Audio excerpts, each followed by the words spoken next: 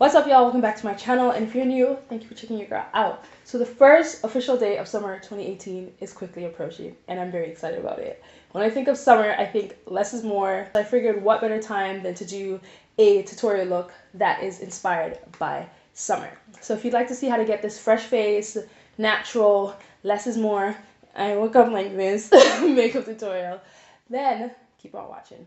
Alright, y'all, so I think the trick to having your foundation look the best is to use a base that really works well with your skin. So if you have dry skin, you're definitely going to want to use something that's hydrating. If you have really oily skin, you're going to want to use something that's mattifying but not too mattifying. So for me, I have dry skin, so I went ahead and used the Fenty primer because it's very hydrating, but at the same time, it controls whatever oils I do happen to have from making a mess of my face. So for this look, the foundation that I like to use is a foundation that has a semi-matte finish. And I think it's very important to consider the type of brushes that you're using. As you can see, the Sephora number 70 brush, it's very dense and flat, so that's definitely going to give you more of a full coverage. So for this type of look, you definitely want to stay away from the more dense brushes. So for me, when I'm going for a natural look, I typically like to go between my number 56 or my dual fiber brush, as both the bristles on these brushes are very flexible and they're not as dense as, say, the number 70. But for this look, I went ahead and went with the dual fiber because it gives the most natural look, as it has more bristles and therefore will give you a more even, flawless coverage. So as you can see, as I'm applying my foundation, you'll see that I apply 1 to 2 layers, and as I build it up, I'm still able to keep that natural look to my skin. I definitely give my dual fiber brush a lot of the praises for that seamless application. Now, this is a step that I would typically skip. However, if you have a few more problem areas that are peeking through your foundation that you'd like to cover, this would now be a step that you'd want to include. This is spot concealing, and basically you kind of just go in and you be very strategic about the way you apply your concealer. Now, the more high coverage your concealer is, the more coverage you will get, but you definitely don't want to overdo it. So spot conceal as you deem necessary. To ensure that your skin looks its most natural, it's definitely important to be layering your cream and liquid products. So for contour, I went ahead and used a darker foundation than me. So this works perfectly for bronzing my face. And as you can see, I realized I was blocking the camera, but just apply your product as you would normally for your bronzing or contouring, and then just blend it out. The only difference is that you're using a cream or liquid product.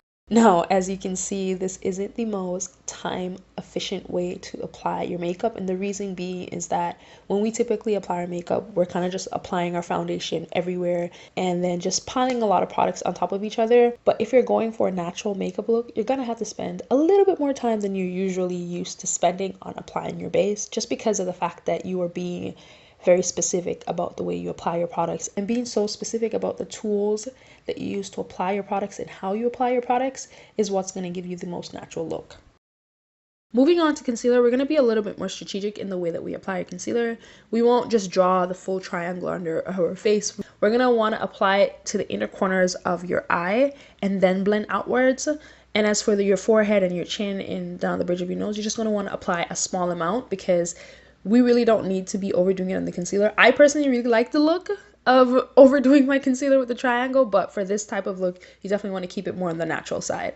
So go ahead and apply your concealer of choice, and you're gonna want to use something that gives you a natural finish and isn't too far from your natural skin tone. You just want something to give you a little bit of a highlight, but not too much, and then you're just gonna blend it outward. And as you can see, I didn't apply a lot of concealer, but yet my face looks very concealed and it doesn't look too overdone.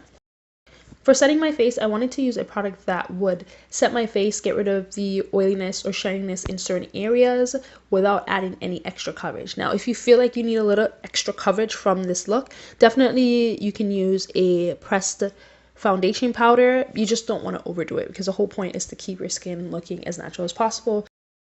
To highlight, I went with a liquid highlighter, and as you can see, I'm using a dual fiber brush to apply it, as it will give me the most natural diffuse application. And just be very strategic in the way you apply your highlighter. Just apply it to the areas that you would want to highlight. So for me, I just opted for applying it on my cheekbones. As the day goes on, my T-zone does all the highlighting on its own. If you have an oily T-zone, you know exactly what I'm talking about.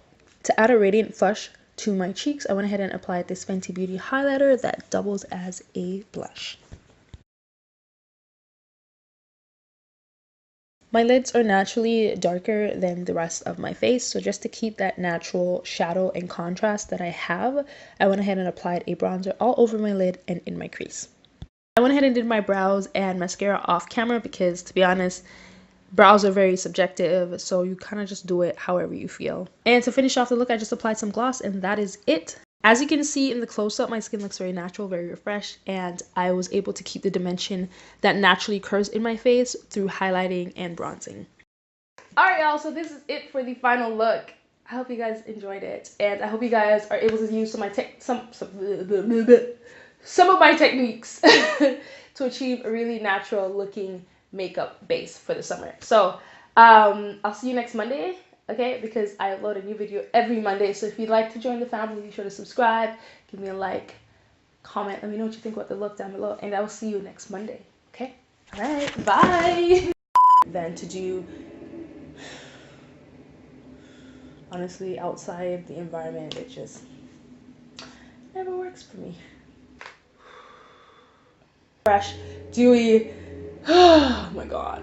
Outside is not working with me, you guys. I can't refilm this intro. Do you hear that? Do you hear that? After I almost have a meltdown, this thing stops making noise.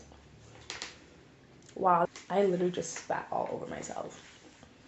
Thank God it's my spit and not someone else's, you know what I mean? And the two. Is there a family room?